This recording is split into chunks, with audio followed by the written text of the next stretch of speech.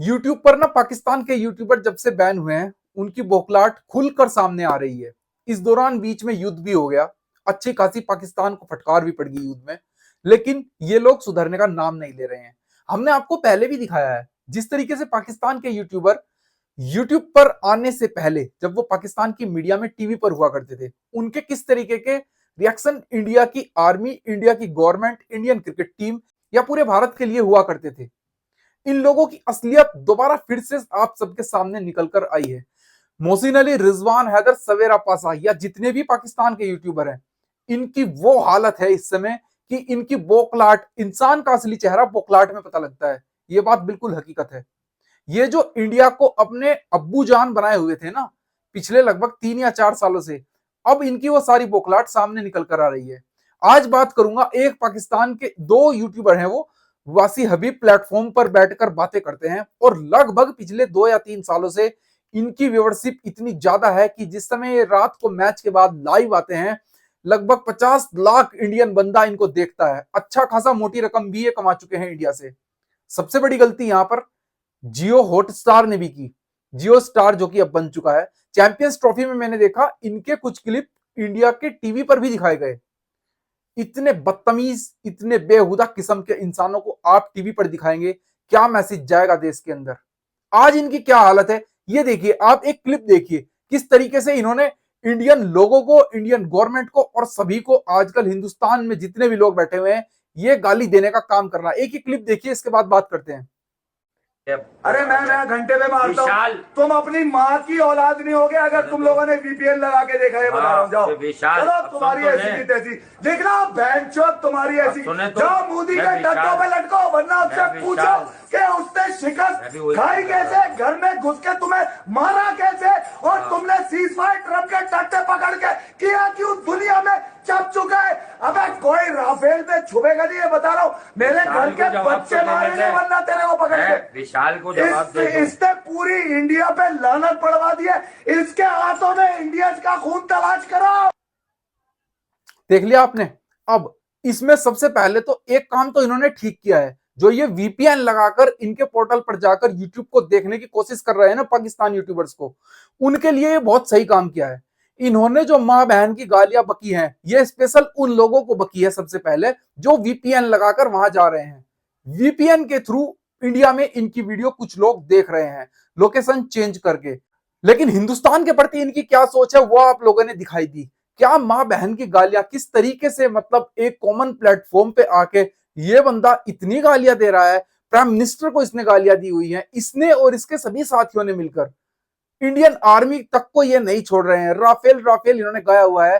पाकिस्तान का इतना नुकसान इस युद्ध में हुआ है, लगभग 11-12 ठिकाने उनके जो एयरबेस थे वो पूरी तरीके से ध्वस्त हो चुके हैं। यहां तक कि रेडिएशन भी वहां पर बताया जा रहा है, क्योंकि जो उनका न्यूक्लियर का जहां तामझाम रखा हुआ था सारा, वहां पर भारतीय एयरफोर्स ने स्ट्राइक की और कुछ ना कुछ डिस्टर्ब तो जरूर हुआ है। इनकी औकात देखिए, एक ऐसा मुल्क जिसमें मतलब एजुकेशन नाम की तो कोई चीज ही नहीं है शायद।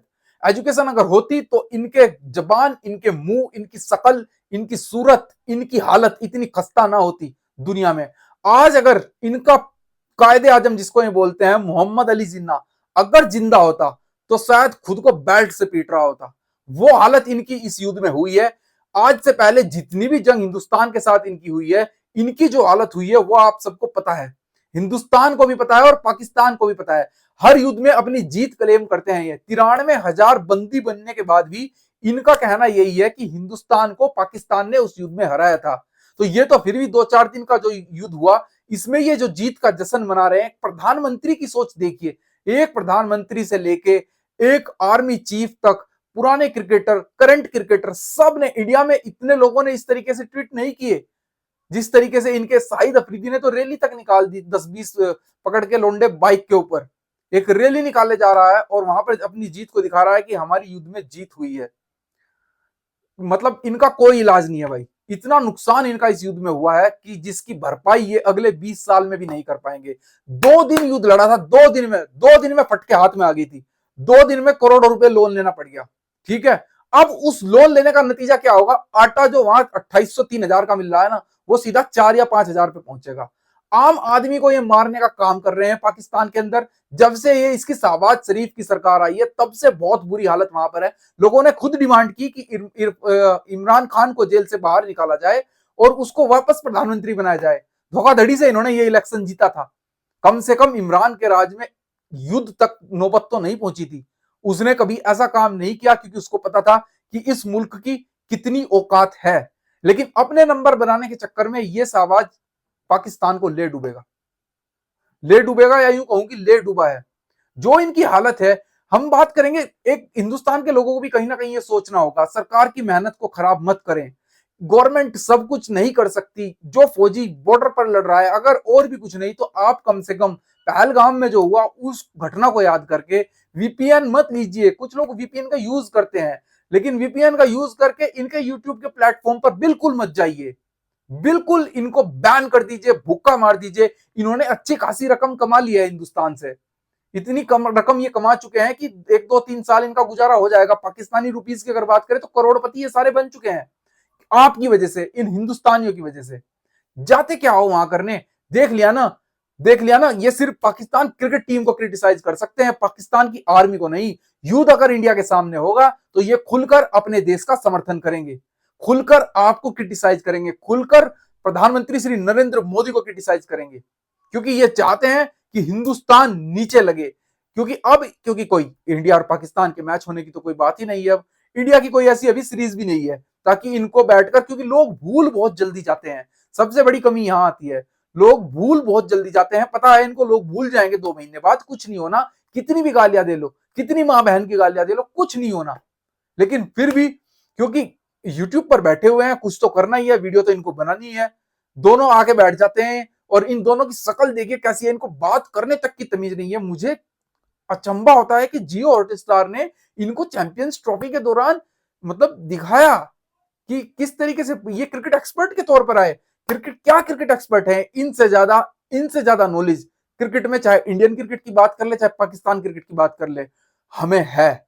ये काहे के जर्नलिस्ट हैं? इनको पाकिस्तान के क्रिकेट का अगर ABC भी पता होता तो पाकिस्तान की BC ना होती, ना युद्ध में ना क्रिकेट में। जो इस समय पाकिस्तान के क्रिकेट की टीम की हालत है, अच्छा कितनी बेशरम कौम है। इतनी बेशरम कौम कभी दुनिया में शायद कहीं ना हो। जंग हो या खेल हो, हार जाते हैं फिर, और उस हार को जीत में कन्वर्ट कर देते हैं। कैसे दिखाते हैं? जैसे हम जीत गए हैं। हिंदुस्तान पाकिस्तान का जब भी मैच होता है, मैं आपको बताऊं, हमारे दिल की धड़कन हमेशा ये कहती है कि इंडिया इस मुकाबले को जीते।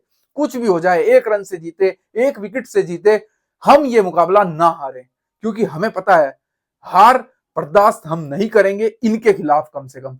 और ये हर बार हर ICC के इवेंट में, अब तो लगभग 1 साल बाद ही हो जाता है, मुंह उठा के इनकी टीम आ जाती है, इनका क्राउड आ जाता है कि इस बार किंग कर लेगा, बोबजीदा किंग कर लेगा, फलाना कर लेगा, रिजवान कर लेगा। होता कुछ नहीं है।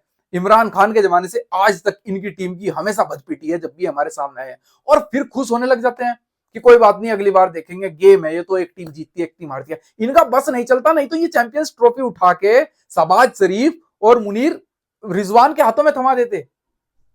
इतनी कोशिश इन्होंने करी कि दुबई में ना खेले इंडिया, पाकिस्तान में खेले। क्यों नहीं खेलते थे हम? क्यों नहीं जाते तुम्हारी घटिया कंट्री में, घटिया मुल्क में?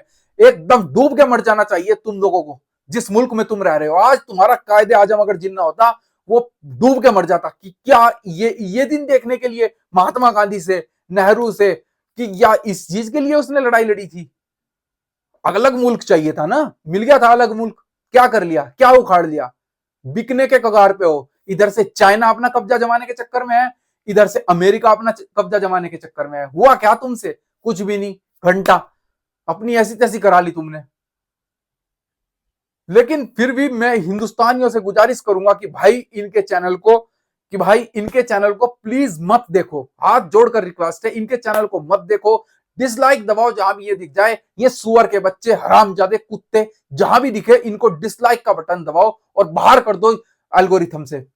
ऐसे लोग तो हिंदुस्तान में कभी होते ही नहीं जिस तरीके के ये लोग हैं, और तुम इनको देखने जाते हो। भाई इनके क्या क्रिकेट एक्सपर्ट हैं, क्या क्रिकेट एक्सपर्ट है? इनसे अच्छे तो हिंदुस्तान के अंदर तो ऐसे ऐसे क्रिकेट एक्सपर्ट बैठते हैं। क्या तुम इनकी गालियां सुनने जाते हो? लो फिर पड़ी है तुम्ही को इनकी। सबसे पहले तो तुम्ही को पड़ी है, जो VPN लगा के स्पेशल वो, और जो इनको देखते थे। मैं कसम खा के बता रहा हूं, मैं आज तक इस बंदे के चैनल पे कभी 1 या 2 बार से ज्यादा शायद विजिट नहीं करी होगी कभी भी। ये मुझे मैक्स स्टार्टिंग में कभी अगर सुना होगा तो क्रिकेट एक्सपर्ट के तौर पर सबसे ज्यादा राशिद लतीफ को सुना मैंने वहां। उसके बाद या डॉक्टर नुमान एक है, उन दोनों के अलावा मैंने कभी इनके किसी भी पाकिस्तानी यूट्यूब चैनल पर विजिट नहीं की, क्योंकि मुझे पता है जिस लेवल की मोहसिन अली गालियां देता है, जिस लेवल की ये बात करते हैं, भाई अगर गालियों में आना है तो गालियों में आ जाओ, कर लो इंस्टाग्राम पे, ठीक है। और अगर क्रिकेट की नॉलेज में आना है तो क्रिकेट की नॉलेज में आ जाओ। कुछ नहीं पता तुम्हें, कुछ नहीं पता, सिर्फ तुम बैठकर बकवास करनी जानते हो। प्लीज लोगों दोस्तों इनको अनसब्सक्राइब करो, अगर अभी भी सब्सक्राइब किया हुआ है डिसलाइक करो जहां भी दिखाई दे। हिंदुस्तान जिंदाबाद था, जिंदाबाद है, जिंदाबाद रहेगा। राफेल पर कोई टच नहीं हुआ तुम्हारी सेना से, क्या बात करते हो तुम। राफेल गिरा दिया, फलाना गिरा दिया, ढिमकाना गिरा दिया, औकात है तुम्हारी? क्या आर्मी है तुम्हारी?